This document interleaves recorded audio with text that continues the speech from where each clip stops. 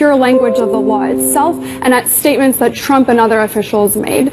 So the Justice Department is trying to argue that in making this evaluation, the court should only be looking at the law. Thus far, lower courts have said no. They've looked at comments that candidate Trump, President Trump, his associates and White House officials have made, calling it a Muslim ban and essentially admitting that they had a discriminatory intent, but were careful in the drafting to evade court review. And so really that's going to be the critical question here, whether or not they're willing to essentially ignore what we've all heard the president say.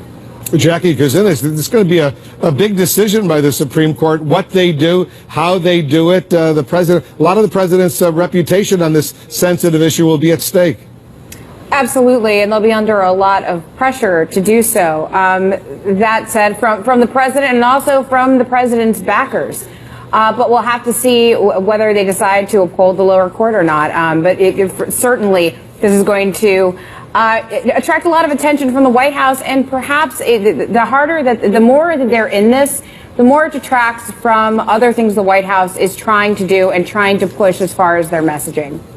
You know, Caitlin, as you know, the president, since taking office, he's undone a lot of the legacy issues of the former president. But on two sensitive issues, he's continuing exactly what President Obama did despite Trump's own campaign promises. As you know, yesterday, he formally signed a waiver to keep the U.S. Embassy in Israel and Tel Aviv, not move it to Jerusalem, even though he pledged he would do so, recognize Jerusalem as Israel's capital. He's keeping the embassy in Tel Aviv.